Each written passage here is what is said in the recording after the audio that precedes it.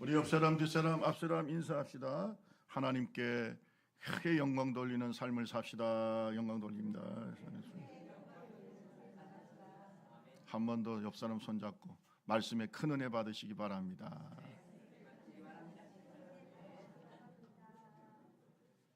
얼마나 행복한 동행입니까? 제가 책을 만들고 도장을 만들었어요. 그래서 여러분 아마 도장을 보신 분은 아마 계시겠죠. 많이 계시겠죠. 근데 제가 이렇게 필체가 뭐 이렇게 좋지도 않고 뭐 잘 쓰지도 못하고 그래서 그냥 제 이름하고 도장 딱 찍어서 책을 한 권씩 나눠드렸는데 거기에 보면 동행이라는 이름을 넣었어요. 동행. 여러분이 저하고 영적인 동행을 해주셔서 고맙습니다. 그거는 어디서 산 게 아닙니다. 우리 사모님이 제가 처음에 책을 만들었을 때 그 도장을 파줬어요. 우리 사모님이 고맙죠. 그래서 그 도장을 제가 책을 낼 때마다 찍어서 이제 여러분한테 드리는데 사실은 성숙한 그리스도인하고 동행하는 게 얼마나 행복할까라는 생각이 들어요. 저도 신앙생활 어릴 때부터 했고 지금까지 저를 만들어준 저가 있게까지 만들어준 좋은 스승과 동행했고, 그죠? 또 좋은 가족들과 동행했고, 또 좋은 성도들과 동행을 했어요. 그러니까 좋은 성도들과 성숙한 그리스도인과 동행하는 것이 축복입니다. 이번에 이제 그 우리나라에서 노벨 문학상이 나왔습니다. 사실 우리나라가 노벨상이 뭐 없죠. 그 전에 이제 노벨 평화상이 있는데 그건 참 정치적인 겁니다. 사실은 노벨 평화상도 대단한 상입니다. 그런데 일본은 한 20명 정도 노벨상 수상자가 있는데 우리나라는 아직까지 없어서 항상 자존심 상하고 우리 한국 교육에 대해서 여러 가지 많은 말들이 있었는데 이번에 한강이라는 작가가 노벨 문학상을 받았어요. 우리 하나님께 영광 한번 돌립시다. 할렐루야. 저는 그것이 어떤 작품이든 뭐 작품에 대해서 호불호가 있겠지만은 그러나 노벨 문학상을 받는다는 건 우리 한국의 자랑이고요. 대단한 축복이라고 생각이 되고 이제 공부하시는 분이나 책을 쓰시는 분이나 또 사회적으로 기여하시는 분들이 뭔가 희망을 가지고 우리나라의 우수성을 가지고 할 수 있지 않을까. 물론 이 한강이라는 작가가 노벨 문학상을 받는 데는 우리나라 국력도 있는 겁니다. 사실은 우리나라 국력을 무시할 수 없기 때문에 그런 영향을 사람이기 때문에 그 노벨위원회도 다 받는 거죠. 어쨌든 이제 문학상뿐만 아니라 이제 이공계 쪽에 과학이라든지 뭐 이런 쪽에 의학이라든지 여기에도 나오기를 축복합니다. 우리나라 우수한 인재들이 노벨상이 대표적인 국제상이니까요. 이 상을 우리나라가 자꾸 받으면 그만큼 우리나라의 우수성이 세계에 알려지고 하나님께서 영광을 받으실 거라고 생각됩니다. 근데 그동안 우리나라 그 글이 나쁜 게 아니었어요. 굉장히 좋은 글들이 많았고 특히 고은 시인 같은 경우는 그 글이 항상 그 노벨 위원들의 굉장히 그 주목의 대상이었습니다. 굉장히 좋은 시도 많고 그런데 안 돼요. 한양 최종적으로 가면은 고은 시인이라든지 여러 문학 작품이 되지 않았는데 그것이 바로 우리나라가 영어권이 아니기 때문에 한계였습니다. 그래서 아무리 좋은 한글로 우리가 아무리 좋은 글을 써도 그게 영어로 표현이 안 되는 거예요. 그러니까 아무리 좋은 글을 써도 국제적으로는 알려지지가 않는 거죠. 그런데 이번에 이번에 번역을 잘한 거예요. 번역을 아주 잘해가지고 이번에 노벨 문학상까지 받게 되었죠. 그래서 이번에 이런 큰 영광을 받게 된 데는 물론 당연히 이 한강이라고 하는 귀한 작가가 있지만 여기에 이걸 번역해낸 캠브리지 출신의 번역가가 있습니다. 캠브리지 대학에서 영문학 학위를 받고 한국학으로 석박사를 받은 번역가가 있습니다. 그분이 있기 때문에 그분과 동행했기 때문에 오늘날 작품이 나온 겁니다. 그러니까 여러분 잘 들어보세요. 우리가 잘 되려면 옆에 있는 사람이 좋아야 돼. 아멘, 아멘. 누구와 동행하느냐가 영적으로도 대단히 중요합니다. 옆에 있는 분들 좋습니까? 한 번 더 손잡고 한번 얘기해 볼까요? 당신과 동행하게 되어서 참 감사합니다. 시작.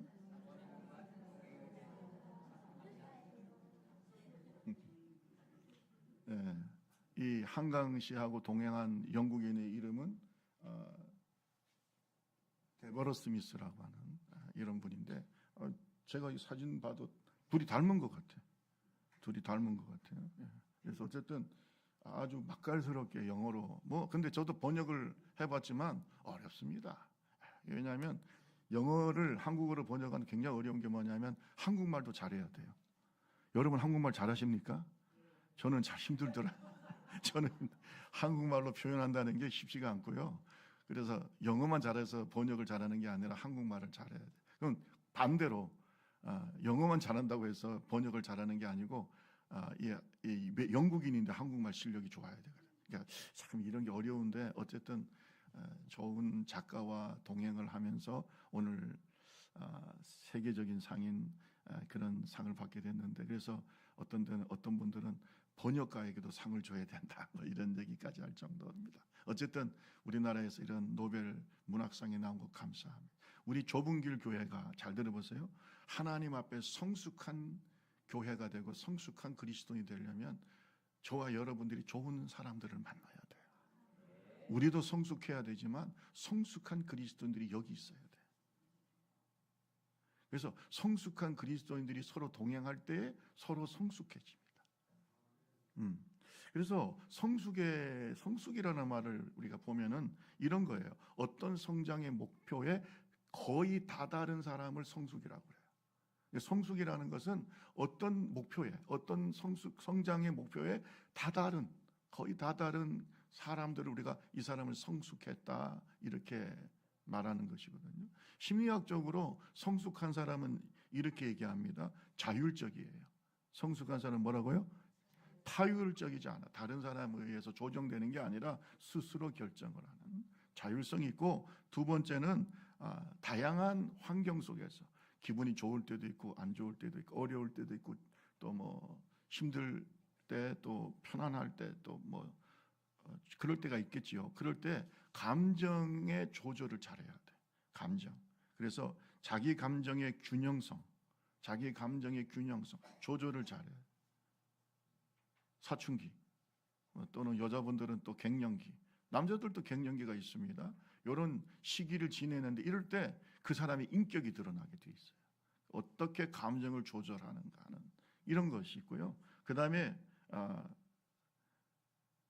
대인관계 기술이 있어요. 뭐라고요? 대인관계. 그러니까 다른 사람에게서 내가 어떻게 나를 표현하는가, 이걸 우리가 인격이라고 합니다. 인격이라는 것은 다른 사람이 나를 보는 나예요. 이것이 어떻게 대인관계에서 어떻게 내가 잘 관계를 맺느냐, 이런 것을 보고 이 사람이 성숙하다. 또 한 가지는 스트레스 관리를 어떻게 하는가. 그러니까 이런 것들을 보면 그 사람이 얼마나 성숙했냐, 이렇게 심리학에서는 이렇게 생각을 하는데, 여러분 어떠세요? 심리학적으로는 성숙한 분들입니까? 성숙하죠? 아멘 해도 돼요. 제가 볼 때는 성숙하고. 자, 그런데 영적으로는 그러면 성숙한 사람이 어떤 사람이냐? 내가 동행할 수 있는 성숙한 사람, 그 사람에게서 좋은 영향을 받을 수 있는 성숙한 사람, 내가 좋은 영향력을 끼칠 수 있는, 좋은 그리스도의 향기를 끼칠 수 있는. 그러니까 그리스도 안에서 성숙이라는 건요, 그 목표가 이렇게 자율성이나 이런 것도 기본적으로 있겠지만 그리스도 안에서 성숙의 목표는 예수 그리스도예요. 예수 그리스도의 장성한 분량까지 자라가는 거. 그러니까 우리가 그 사람이 얼마나 성숙했냐 하는 것은 성장의 목표가 누구라고요? 그 예수를 얼마나 닮아갔냐를 보라는 거예요. 사람 돈이 많냐, 교회에서 직분이 뭐냐, 이런 게 중요한 게 아니고 이분이 얼마나 예수 그리스도의 장성, 그 목표까지 우리가 다다랐느냐를 성숙으로 보라고. 그죠? 자, 그래서 우리가 성경을 봅시다. 에베소서 4장 13절을 한번 볼까요? 자, 4장 13절에서 15절, 에베소서 4장 13절 15절 말씀을 같이 한번 읽어볼까요? 우리가 시작. 우리가 다 하나님의 아들을 믿는 것과 아는 일에 하나가 되어 온전한 사람을 이루 그리스도의 장성한 분량이 충만한 때까지 이르니 이는 우리가 이제부터 어린 아이가 되지 아니하여 사람의 속임수와 간사한 유혹에 빠져 온갖 교훈의 풍조에 밀려 요동하지 않게 하려 함이라. 오직 사랑 안에서 참된 것을 범사에 그에게까지 자랄지라. 그는 머리니 곧 그리스도. 누구에게까지 자라라고요? 근데 오늘 성경에 보니까 예수 그리스도의 장성한 분량, 이 장성한 분량이라는 말을 완전한 예수 그리스도의 완전함이라고 표현할 수 있어요. 주님의 그 완전함 또는 예수 그리스도의 완전하심의 충만, 이렇게 우리가 표현할 수 있는데, 그 그리스도의 장성한 분량은 예수 그리스도의 완전함에까지 얼마나 성장했나, 여기 중요한데, 이것을 성경은 뭐라고 얘기하냐면 완전한 사람, 온전한 사람이라고 얘기합니다. 여러분, 세상에 온전한 사람 없어요. 근데 딱 한 명 있어요. 누구예요? 예수예요. 그러니까 내가 예수 그리스도의 완전성까지 도달하면 그 사람은 완전한 사람이에요. 아멘. 누가 보실 때, 하나님 보실 때 완전하면 사람 볼 때는 말할 것이 없어요. 사람 볼 때 말할 것이 없어요. 근데 하나님은 우리가 성장하기를 원할까요? 아니면 어린아이의 상태로 머물기를 원하실까? 여러분, 부모의 마음을 생각해 보시면 알아요. 우리가 어린아이와 같이 되기를, 물론 우리가 순수하게 하나님을 섬기는 그런 마음에서 어린아이와 같이 되기를 원하지만 영적인 성장에서 어린아이가 되기를 원하지 않아요. 왜냐하면 오늘 성경에 우리가 방금 에베소서 4장을 읽었지만 이 본문에 보면 어린아이 같은 미성숙한 신앙을 가진 사람은 사람의 속임수와 간사한 유혹에 쉽게 빠져요. 흔들려. 이게 얘기했잖아요. 예. 우리가 심리학적으로도 자율성이 없다고 그랬잖아. 예. 심지가 굳건하지는 않아. 계속 흔들려. 이 사람한테 흔들리고 저 사람한테 흔들리고, 요새는 유튜브 보고 흔들리고. 저 유튜브 좀 그만 보세요. 봐도 좀 좋은 거 봐. 그거 분별력이 없어가지고 그냥 여기 보고 맨날 흔들려. 예? 그리고 그걸 분별할 능력이 없어요. 어린아이, 사람의 속임수에 어떻게 쉽게 넘어가. 분별력이 없어. 사람의 속임수와 간사한 유혹에 빠져 온갖 교훈의 풍조에 밀려 요동한다는 거죠. 이게 여러분, 이 어린아이 같은 신앙 가지고는 도저히 교회를 이끌어가기, 교회 지도자가 돼서는 안 되는 거죠. 그러니까 여러분, 성장하기를 주님은 원하신다. 성장해야 된다는 거예요. 여러분, 요즘에 이 유튜브가 물론 좋은 정보를 제공하는 그런 좋은 기술입니다. 저도 뭐 유튜브 뭐 좋은 프로그램 많이 봅니다. 그런데 문제는 뭐냐면 마귀도 이걸 선택했어요. 그래가지고 여러 가지 이단 사상들이 유튜브를 통해서 쏟아져 들어오고 있어요. 여기에 대한 분별력이 없어. 어린아이 같은 신앙 가진 사람은 다 그 속임수에 흔들흔들. 여기 얘기하잖아요. 사람의 속임수와 간사한 유혹. 여기에 빠져요. 왜? 듣기 좋은 소리. 자기가 그동안 의심했는데 여기 듣기 좋은 소리. 우리는 복음의 진리를 순종하기는 어렵지 않습니까? 계속 듣기 좋은 소리, 간사한 말, 이런데 계속 유혹. 그런 어린아이와 같은 그런 수준을 가지고는 교회를 지킬 수가 없어요. 따라합시다. 교회는, 크게 따라하세요. 교회는 진리의 기둥과 터이다. 교회는 진리의 기둥과 터라고 성경은 말하고 있어요. 진리를 누가 지키냐? 교회가 지키는 거예요. 근데 교회의 지도자들이 만약에 영적으로 성장하지 못하면은 그 교회는 망하는 겁니다. 그렇죠? 그래서 이 성장을 해야 되는 거예요. 성장해야 되는 거예요. 오늘 저와 여러분들이 예수 그리스도의 완전성을 닮아가는, 예수 그리스도의 완전함에 이르는 성숙한 성도가 되기를 바랍니다. 그런 사람과 같이 있으면요, 마음에 평화가 있어요. 왜? 그분은 안전해. 감정 조절도 잘하고, 아멘. 다른 사람에게 좋은 영향을 미치고, 그죠? 또 자율적이고 흔들리지 않아. 하나님만 막 바라보고 딱 살아가. 여러분, 그런 안전한, 여러분 인격적으로 영적으로 안전성이 있는 사람하고 옆에 있으면 어떨까요? 진짜 행복하지 않겠어요? 그 입에서 나오는 말씀도 은혜롭고. 여러분 이런 사람하고 같이 있어야지. 여기서도 흔들어, 저기서도 흔들어. 동쪽에 갔다 서쪽에. 이게 아닌가요? 이게 아닌가요? 이게 아닌가요? 이게 말이 돼요? 제가 옛날에 그런 얘기했죠. 성지순례를 갔는데 뭐 비스니우스 뭐 하여튼 뭐 이런 폭포가 있는데 그 폭포 정말 가고 싶어가지고 아니 거기까지 갔는데 거기에 헐문산 기슭이 있는 그 폭포인데 사모님하고 같이 갔는데 우리 사모님하고 헤어졌어요. 왜 헤어졌냐면 사모님은 1그룹 나는 2그룹 저 뒤에 쳐져가지고 마지막 이제 우리 그 학생들을 내가 이렇게 이제 같이 이렇게 이제 모시고 갔죠. 뒤에 이렇게 관리하면서 여자분들도 있고 하니까 거기가 아랍 사람들도 있고 해서 위험하긴 해요. 그래서 교수가 딱 두 사람인데 하나는 구약학 교수고 하나는 전대 이제 한 20여 명 갔잖아요. 근데 이 그룹이 가다 보니까 나눠져 버린 거예요. 그 1그룹은 먼저 갔어. 이 2그룹은 이제 따라가는데 한참 가다 보니까 딱 갈림길이 나오는 거예요. 1그룹이 없어졌어. 사모님 사라져 버렸어요. 첫 번째 얼마나 걸음도 빠른지 몰라. 그 1그룹 따라가고 나는 이제 2그룹 이제 학생들하고 같이 가다 보니까 뒤에 처진 학생들하고 아니 나눠졌네. 딱 양갈래 길이 나오니까 어디로 가야 될지 모르는 거예요. 우리는 앞에 거기에 이제 리더가 따라가 놓으니까 안내자들은 1그룹으로 갔죠. 그래서 내가 그 제일 앞에 갔던 학생한테 물었잖아요. 아니 그 첫 번째 간 그룹들이 어디로 갔는지 봤냐 그랬더니 봤대. 어디로 갔냐 그랬더니 오른쪽 길로 갔대요. 이제 양갈래 길인데 오른쪽 길로 갔대. 그래서 그러냐고.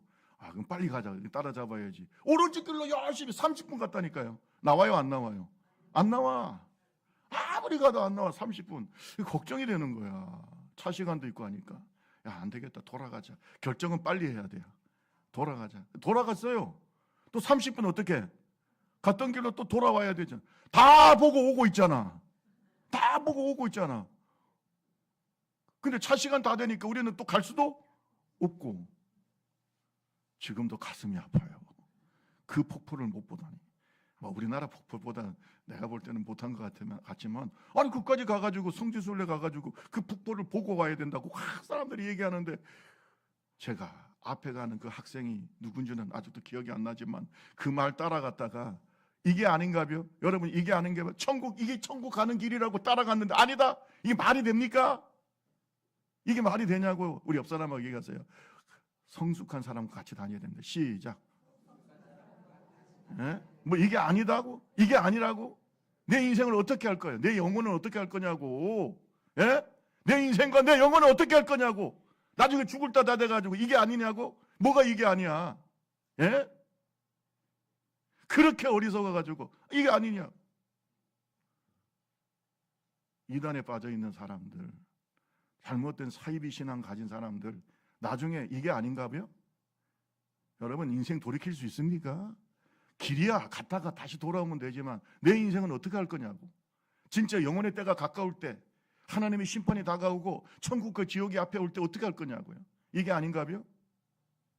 정신 차려야 됩니다. 내가 성숙해야 돼. 아멘. 그리고 성숙한 사람들과 동행해야 돼요. 어린아이 같은 사람들하고 있으면 안 되냐고. 계속 불안해. 이게 맞는지 저게 맞는지. 성숙합시다. 성숙은 그리스도인 되세요. 그래야 가정도 지키고 교회도 지키는 거예요. 저희 가정은 많은 어려움과 유혹이 있었어요. 그 중에는요 어떤 사람이 찾아와가지고 자기가 성령의 9가지 열매를 다 받았대요. 야, 나는 성령의 9가지 열매 다 받은 사람, 성령의 9가지 은사를 다 받은 사람 처음 봤어요. 성령의 9가지 은사를 다 받았대 자기는. 야, 그래서 나는 우리 어머니가 또 성령의 9가지 은사를 다 받았다고 하니까 완전히 왕같이 모시더라고. 여자분인데 여왕처럼. 자기 딸하고 딱 둘이 들어왔는데 옛날에 그런 분들이 많았어요. 은사다들이라고. 여왕같이 모시니까 나도 그게 옳은 줄 알고 그때는 제가 고등학교 다닐 때니까 우리가 분별력이 있어요. 어머니가 옳다면 옳다고 생각했지. 그런데 이게 한 2달 있으니까요. 딱 본성을 드러나는데 완전히 마귀 새끼예요. 마귀. 우리 아버지 껴안고 별짓을 다. 여러분 이건 말할 수가 없어요. 가정이 완전히 무너뜨리는. 이 영적으로. 무슨 9가지 은사야. 분별력이 없으니까. 나중에 그래도 그 가정을 지켜내는 게 우리 어머니더라고. 할렐루야. 우리 어머니가 기도하시면서 결국은 지켜내더라고. 여러분, 안 당해보면 모르는 거예요. 영을 다 믿지 마세요. 영을 다 믿지 말라고. 제발 좀 정신 좀 차리세요. 가정 지켜야 될 거 아니에요. 교회를 지켜야 될 거 아니에요. 성숙해야 되는 거예요. 성숙해야 내가 하나님의 뜻을 이루는 거예요. 성숙은 우리가 성장해야 되는 것은 선택이 아니고 뭐예요? 필수예요. 내 영혼이 달린 문제예요. 내 교회가 달린 문제야. 내 가정이 달린 문제야. 여러분, 영성숙을 열심히 합시다. 열심히 합시다. 열심히 배워야 돼요. 그리고 영적인 경험을 해야 돼요. 마귀도 좀 경험해 봐야 돼요. 귀신의 역사도 좀 알아야 되고, 성령의 역사도 알아야 되고. 모르니까 안 되는 거잖아요. 모르니까 다 넘어가잖아요. 옛날에 다미성교회가 예수님 오신다고 그 지랄을, 지랄한다고 했어요. 죄송해요. 막 좋은 말 써야 되는데 방송에서 그건 지랄은 지랄이에요. 아니 온 나라를 다 뒤집었잖아요. 그때 여러분 얼마나 많은 교회가 넘어가고. 그래요 안 그래요? 그래도 정신을 못 차려요. 그래도 정신을 못 차려요. 그렇게 분별력이 없어가지고. 제가 그때 대전에서 목회할 때 내가 뭘 한 줄 알았어요? 10월 29일 막 예수 오신다 안 온다 그랬어 내가. 그 말도 해서는 안 되는데 하도 죄송합니다. 연병을 하고 앉아 있으니까. 아니 대전역에 가면은요 야단이 났어요. 주님 오시는데 빨리 준비하세요. 별짓을 다 하고 앉아 있더라. 내가 성경을 보니까 그날과 그 시는 아무도 모른다. 천사도 모르고 아들도 모르고. 근데 지는 하나님보다 더 천사보다 낫더라고 보니까. 계산해 보니까 그렇대요. 제가 그때 설교할 때 그랬어. 우리 교인들한테 10월 29일 날은 안 온다고. 내가 다른 날은 올 줄 모르지만. 그랬더니 우리 교인들이 아멘. 10월 9일 날 안 오는 거는 그날과 그 시는 모른다고 하면 왜 그날 오시면 되겠냐고. 걱정하지 마. 언제 오실지는 모르고 내 인생이 정말도 언제인지 모르지만 10월 29일 그때는 안 옵니다. 1992년 10월 29일 맞아요 안 맞아요? 그때 텔레비전 나오고 별짓 흰옷을 입었고 흰옷 입고 죄송합니다. 진짜 연병을 떨고 앉아 있더라고. 여러분 잘 들으세요. 왔어요 안 왔어요? 왔으면 저는 지금 저와 여러분 지금 지옥에 있는 거예요. 지옥에 있는 거잖아요 지금. 다 천국 가고 없잖아요. 정신 차리세요. 따라합시다. 분별력이 있어야 된다. 제발 지혜가 있어야 돼. 지혜.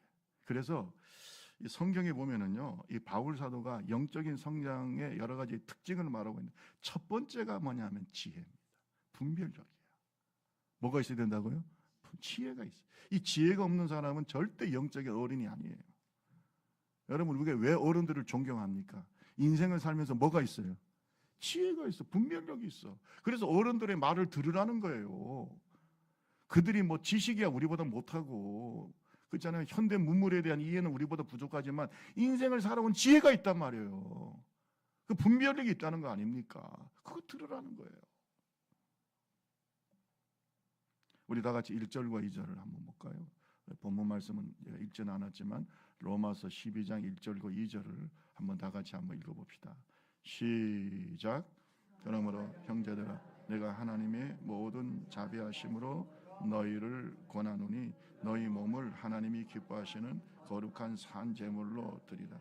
이는 너희가 드릴 영적 예배니라. 너희는 이 세대를 본받지 마. 오직 마음을 새롭게 함으로 변화를 받아 하나님의 선하시고 기뻐하시고 온전하신 뜻이 무엇인지. 하나님의 선하시고 기뻐하시고 온전하신 뜻이 무엇인지 뭐 하라고요? 분별. 그래서 첫째, 성숙한 신앙인은 그리스도인은 분별력이 있다. 이 분별력을 우리가 뭐라고 그래요? 지혜라고. 분별력이 없으면 어린아이예요. 분별력이 없으니까 유괴당하잖아요. 좋은 사람 나쁜 사람 구별을 못하고, 나쁜 사람의 특징도 구별하지 못하고, 그러니까 유괴를 당하는 거예요. 그래요 안 그래요? 좋은 말만 한다고 그 사람이 좋은 사람입니까? 잘 들어야 되죠. 그 속에 어떤 의도가 있는지 알아야 될 거 아니에요. 그래서 오늘 성경에 보면 하나님의 선하시고 기뻐하시고 온전하신 뜻이 무엇인지 뭐하라고요? 분별하라고. 따라합시다. 하나님의 선하시고 기뻐하시고 온전하신 뜻이 무엇인지 뭐 하라고요? 분별해. 하나님이 선하시고 기뻐하시고. 그러려면 어떻게 해야 됩니까? 첫째가 중요한 게 뭐냐면 나를 산 제물로 하나님께 드려야 돼. 헌신돼야 돼. 하나님 앞에 나 자신을 드리고 그 다음에 내 마음을 새롭게 해야 돼. 할렐루야. 내 마음이 새로워져야 돼. 성령의 역사로 중생해야 됩니다. 정말 새로워져야 되고 변화를 받아야만 이렇게 분별을 할 수가 있는 거예요. 이게 무슨 말입니까? 거듭나야 되고 성장해야만 분별할 수 있다는 거예요. 하나님의 선하시고 기뻐하시고 온전한 뜻이 아무에게나 하나님께서 보여주시는 게 아니라 성숙한 사람에게 나타나는 거예요. 어떤 사람은 그러잖아요. 목사님, 내가 하나님의 뜻이라면은 내 전 재산을 바치고 내 인생도 내 온 생명도 바칠 각오가 돼 있어요. 그런데 하나님의 뜻이 무엇인지 모르겠다는 거예요. 그렇죠. 그 하나님의 뜻을 아는 것은 성숙한 사람의 지혜인 거예요. 자기를 하나님 앞에 산 제물로 바쳐요. 왜? 하나님은 순종하지 않는 자에게 자기 뜻을 보여주실까요? 보여주셔도 요나처럼 도망갈 텐데? 네? 한번 물어봅시다. 옆 사람한테. 성숙하지 못한데 하나님 뜻을 보여주시면 뭐 할까요? 시작. 그러면 순종할까요? 불순종할까요? 아니 요나한테 하나님의 뜻을 보여줬잖아요. 예? 야 니느웨로 가냐 다시스로 가냐. 다 하나님 보여주셨잖아요. 그럼 어디로 가요? 예? 니느웨로 가야 되는데 어디로 갑니까? 다시스로 가자. 그러니까 하나님의 뜻을 보여주셔도 소용이 없어요. 그러니까 우리가 하나님의 선하시고 기뻐하시고 온전한 뜻을 알고 순종하려면 나 자신을 뭘로 드려야 돼요? 산 제물로 드리는 성숙한 예배자가 돼요. 헌신돼야 돼요. 저는 그래서 순종하지 않는 사람은 성숙할 수가 없어요. 자기 자신을 하나님 앞에 산 제물로 드려야 돼. 우리가 하나님 앞에 예물을 드리는 것보다 더 중요한 것은 나 자신을 드리는 거예요. 그 마음이 달라야 되죠. 마음이 변화가 돼야 되죠. 예수가 주인이 돼야 되죠. 그러니까 거듭나지 않은 사람에게 성장을 얘기하면 되겠습니까? 말도 안 되는 얘기죠. 오늘 성경에 보면은 시편 73편에 보면은 하나님 앞에 참 귀한 예배자가 나와요. 73편에 보면은 거기에 보면은 악인들의 형통함을 보고 잘 들어보세요. 악인의 형통함을 보고 시험에 든 사람이 있어. 시편 기자가. 아니 왜 악인들은 저렇게 형통하고 나는 왜 이렇게 맨날 고난을 당하는가? 의로운 자는 고난당하고 악인은 형통하고. 이게 너무나 불합리하지 않습니까? 그래서 하나님 앞에서 이것 때문에 시험에 들었어요. 성경에 보면 내가 거의 미끄러질 뻔했다. 내가 이제 정말 교회를 떠날 뻔했다. 하나님을 떠날 뻔했다. 이거 아닙니까? 그런데 이분이 어떻게 깨닫게 됐냐? 시편 73편을 보면 그게 나와요. 73편 16절 17절. 이게 성숙한 예배자의 모습이에요. 다 같이 한번 읽어볼까요? 시작. 내가 이를 알까 하여 생각한즉 그것이 내게 심한 고통이 되었더니 하나님의 성소에 들어갈 때야 그들의 종말을 내가 하나님의 성소에서 이게 뭐예요? 성전에서 하나님께 뭐 할 때? 예배할 때 깨달았다. 말씀을 통해서 성령을 통해서 하나님께서 깨달음을 주시. 이걸 깨달을 수 있는 사람이 뭐 하는 사람이에요? 성숙한 사람. 여러분 끊임없는 영적인 질문이 우리에게 나오지요. 당연히 사람이니까 부족하니까 죄인이니까.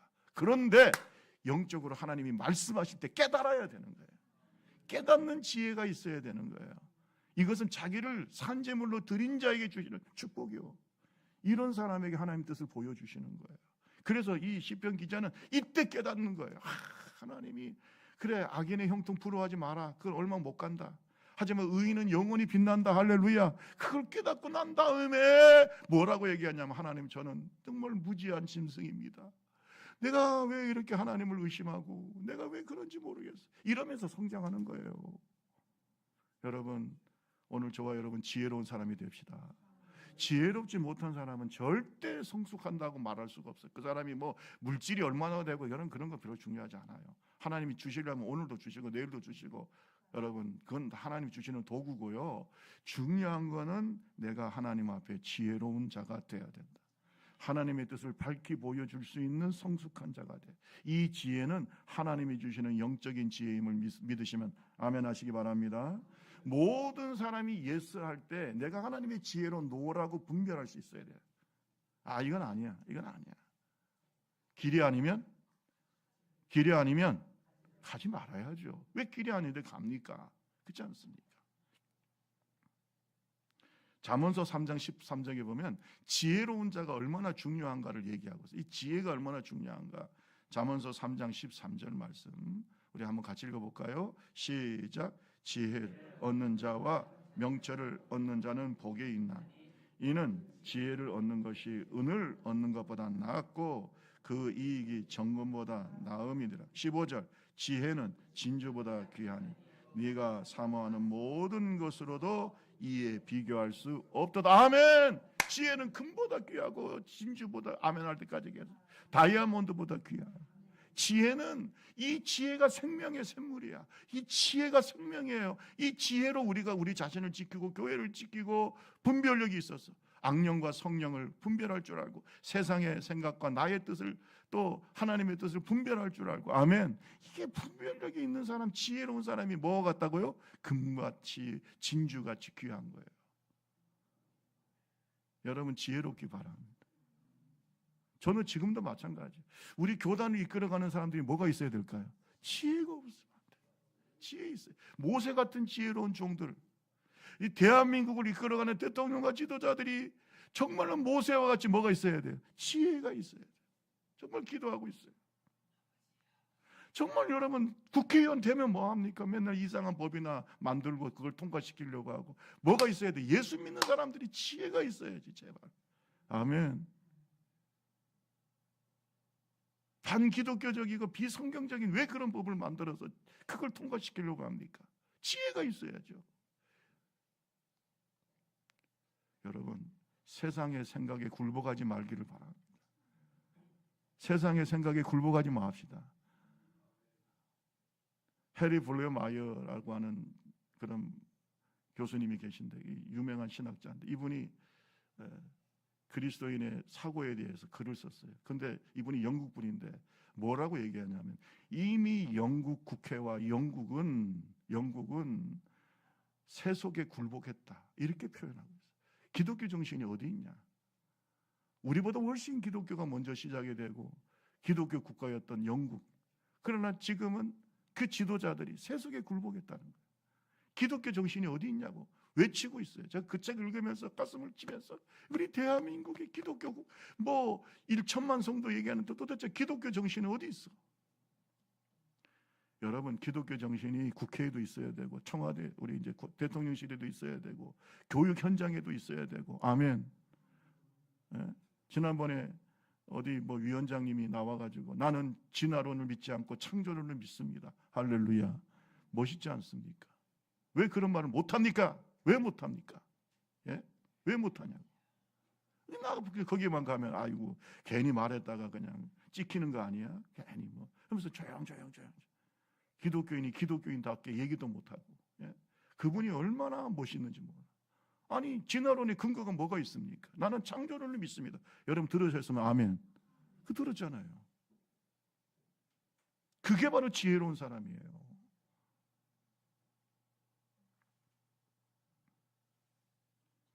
요한일서 4장 1절을 보세요. 요한일서 4장 1절. 다 같이 한번 읽어봅시다. 시작.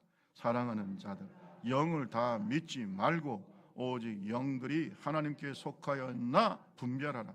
많은 거짓 선지자가 세상에 많은 거짓 선지자와 교사가 어디에 있다고요? 세상. 그러니까 영을 다 믿지 마라. 다 믿지 말고 어떻게 하라는 거예요? 분별하라. 그것이 그 영이 성령인지 악령인지 똥인지 된장인지 구별할 줄 알아야지. 이런 영적인 구별력도 없어가지고 무슨 교회 지도자가 되냐? 안 된다는 거예요. 앞으로 우리 좁은길 교회는요 지혜로운 자가 이끌어가기를 바랍니다. 지혜로운 사람이 돼야 돼요. 당회부터 지혜로워야 되는 거예요. 재직들이 지혜로워야 돼요. 안 그러면 교회가 어떻게 되겠어요? 시간만 되면 장로 권사 집사 됩니까? 이런 거 어디 있어요? 성장해야 되는 거예요. 성장해야 되는 거예요. 여러분, 그러면 우리가 이것이 성령의 역사인지 악령의 역사인지 하나님께 속한 건지 세상에 속한 건지 어떻게 알 수 있는지 아세요? 성경에 보면 딱 한마디가 나와요. 예수 그리스도를 인정하느냐 부정하느냐. 이게 가장 중요한 시금석이에요. 따라합시다. 오직 예수. 여러분 잘 보세요. 어떤 사람들은 마치 예수님을 위하는 척하는데 예수를 이용합니다. 다 보여요. 그게. 예수를 이용하는 사람은요, 그건 사입이에요. 그건 가짜야. 악한 영이야. 세속의 영이야. 그런데 오직 예수의 신앙으로 무장한 사람은 절대 타락하지 않습니다. 따라합시다. 오직 예수. 종교개혁의 정신이 뭐예요? 오직 예수. 바울 사도의 신앙이 바로 뭐예요? 오직 예수. 내가 살아도 누구를 위해 살고, 좀 빨리 좀 해보세요. 살아도 주를 위해, 죽어도 나는 누구의 것이야? 이게 오직 예수잖아요. 오직 예수잖아요. 이게 종교개혁의 정신이에요. 종교개혁은 초대교회 신앙으로 돌아가자는 거예요. 사도적 신앙으로 돌아가자는 거예요. 이것이 우리 순복음의 신앙이에요.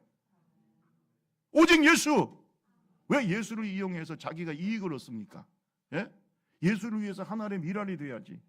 왜 예수를 이용해가지고, 교회를 이용해가지고 육신의 정욕을 추구하냐? 저는 제 주변에서 말로는 성령 얘기하면서 얼마나 성령을 이용하는지 몰라. 악용을 하는 거죠. 그게 무슨 신앙이냐. 성장한 사람은 그걸 분별할 줄 알아요.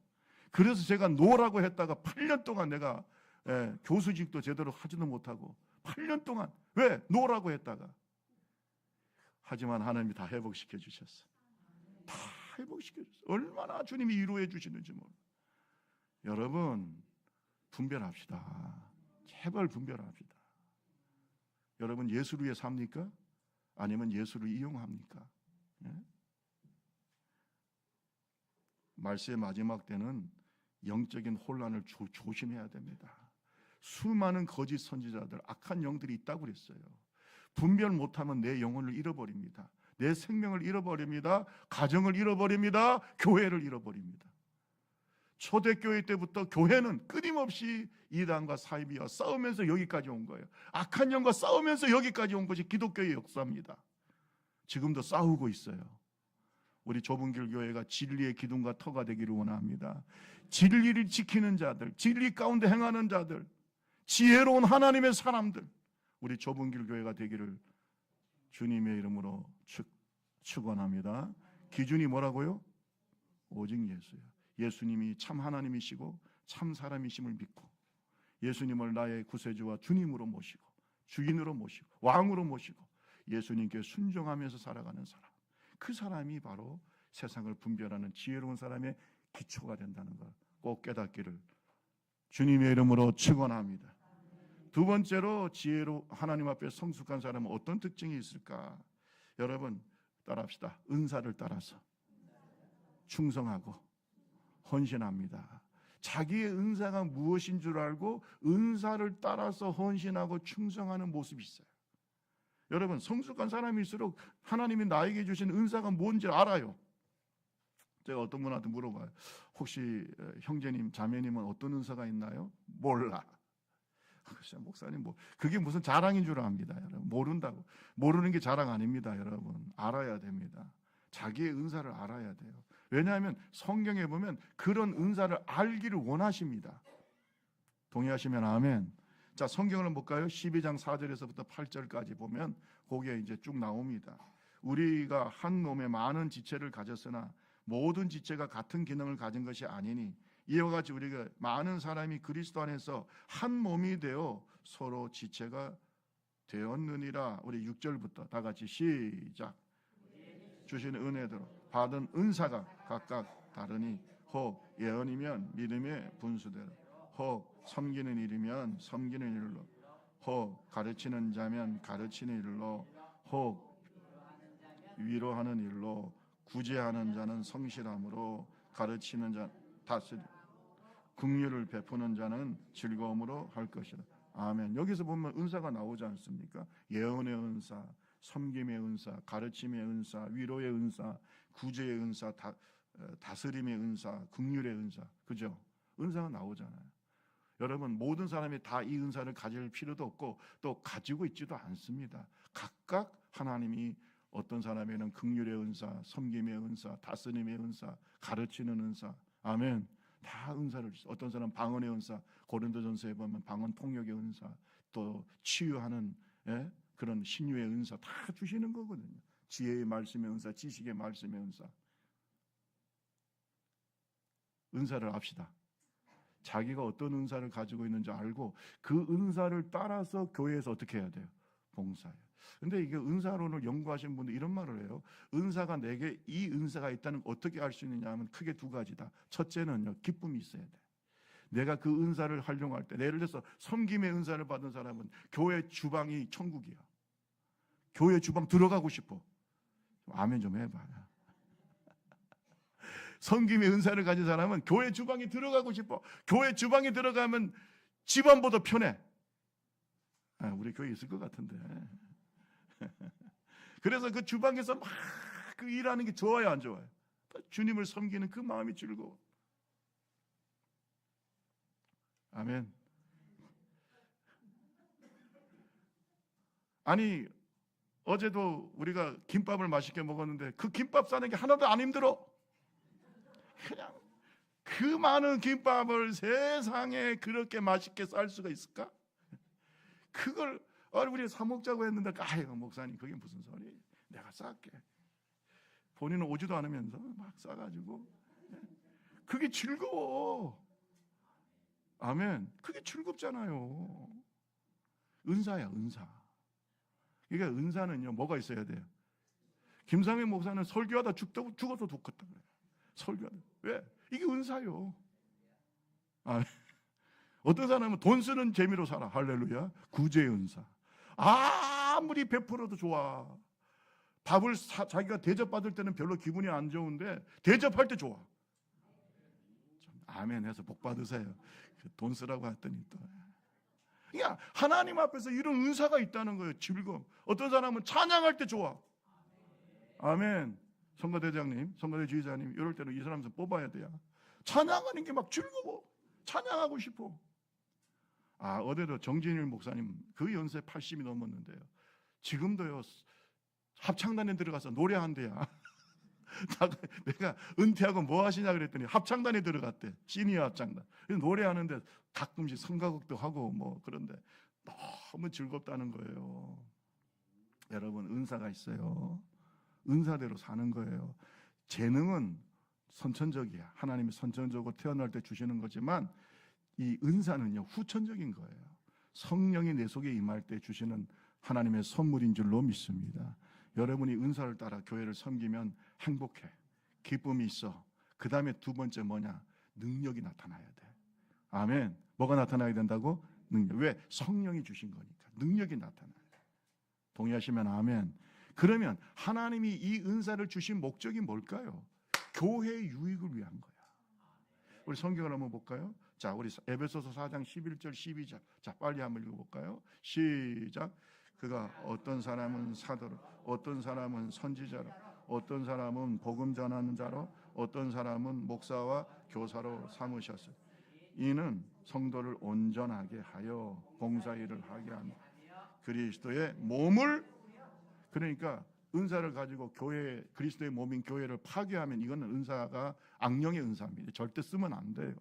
그런데 정말로 성숙한 그리스도인이 은사를 받으면 그 은사는 뭘 세운다고요? 그리스도의 몸, 교회를 세워. 교회를 부흥시켜. 교회를 성숙시켜. 그리고 자기와 다른 사람을 성장시켜요. 이 은사가 역사가 나타나니까 너무 기쁨이 즐겁고 자기도 영적으로 성장하고 다른 사람에게도 유익을 줘요, 안 줘요? 주잖아요. 성도를 뭐하게 한다고요? 온전케.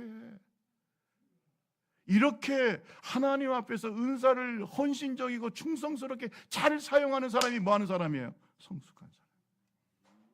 이 피아노가, 좋은 피아노, K 카와이, 이거 구하느라고 했었어요.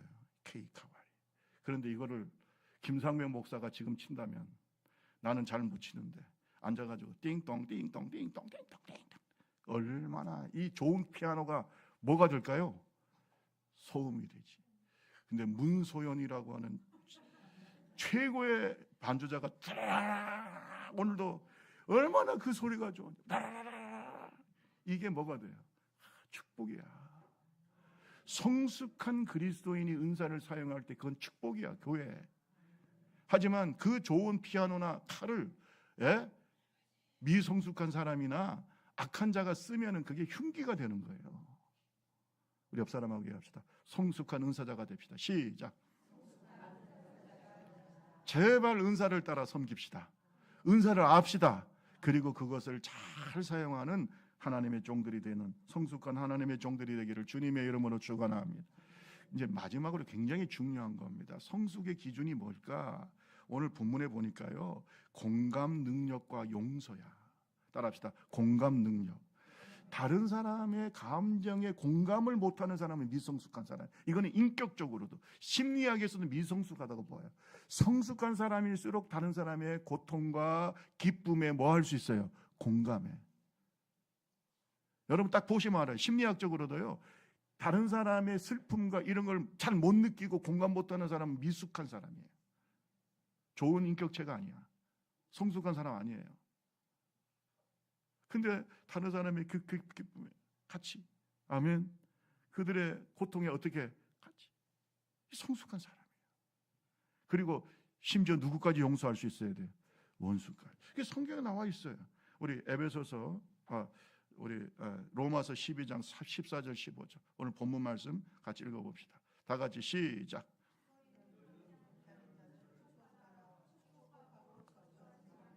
즐거워하는 자들과 함께 즐거워하고 우는 자들.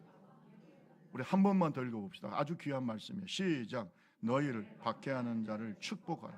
축복하고 저주하지 말라. 즐거워하는 자들과 함께 즐거워하고 우는 자들과 함께. 여러분, 이게 성숙의 기준이야. 이게 성숙의 기준이라고요. 정말로 성숙한 사람은 즐거워하는 자와 어떻게 해요? 아멘. 근데 어떤 사람은 즐거워하는 사람은 시기 질투해. 이거 악한 사람이야. 즐거워하는 사람, 마치 내가 그 일을 당한 것처럼 어떻게 해? 즐거워. 그리고 슬퍼하는 자는 어떻게 해? 같이 울어. 교회가 그렇게 돼야 되죠. 교회가 그런 교회. 어떤 교회는 갔더니 그래요. 나는 잘 즐거워할 수가 없어요. 내가 지금 좋은 일이 있는데 말을 못해. 왜? 시기 질투해. 그래, 잘났다. 그래, 네가 잘났다. 이런 공감 능력이 없는 그리스도인들이 모여 있으면 그 수준을 다 할 수 있어요. 여러분 잘 보세요. 내가 잘난 사람은요, 다른 사람이 웬만큼 잘났다고 해도 흔들리지 않아요. 동의하십니까? 지가 못났으니 그런 거예요. 지가 이걸 자존감이 낮다고 그러는 거예요. 내가 우리 딸 결혼할 때 내가 우리 사위 누군지는 몰랐지만 딱 그랬어요. 야, 자존감이 낮은 남자는 절대 만나면 안 돼. 왜? 공감 능력이 없어. 네가 뭔가를 잘하려고 할 때는 자꾸 도와줘야 되는데 네가 잘하려면 깎아내리고 못하게 하고 이런 남자 만나면 너는 발전을 못한다. 내가 딱 그랬어요. 그랬더니 그거는 잘하는 남자를 만났어요. 어쨌든 간에 그거는 잘나는. 이거 여러분, 남이 잘 됐을 때 뭐 해야 돼? 한번 박수 한번 쳐봐. 시작. 이거 할 줄 알아야 돼. 이게 남이 잘했는데 아이고 제가 뭐 잘했어 이런 식으로 하는 사람은 절대 성숙한 사람 아니에요. 즐거워하는 사람은 어떻게? 같이 있어요. 어떤 사람이 가슴 아픈 일이 있어. 아이고 매 맞았다. 내가 그럴 줄 알았다. 이러지 말고 함께 어떻게 해야 돼? 얼마나 가슴 아프냐. 어떤 사람은 이런 감정적으로 공감할 수 없어. 여러분 치료받아야 돼요. 여러분 중에 그런 분이 있으면 치료받아야 된다. 정말 성숙합시다. 공감 능력에서. 그 다음에 어떻게 해요? 너를 박해하는 자를 어떻게 하라고요? 이게 쉬워요? 이게 성숙하지 않으면 가능하냐고. 자기를 박해하는 자는 인간의 마음은 어때요? 찢어 죽이고 싶은 게 인간의 마음이야. 자기를 박해하고 자기 눈에 눈물을 흘리게 하면 뭘 흘리게 해야 돼요? 오른뺨을 맞으면 무슨 왼뺨이야. 자기는 싸대기를 때린다. 싸대기를. 내 오른뺨을 쳐? 니는 싸대기를 맞는다는. 이게 인간의 마음이 악한 성. 그런데 이상하게 예수가 내 속에 있고 예수 십자가를 품고 사는 사람은 오른뺨을 치면 왼뺨을 갖다 대고 오리를 가자면 십리를 가고 원수를 위해서 축복하고. 동의하십니까? 그게 있어요.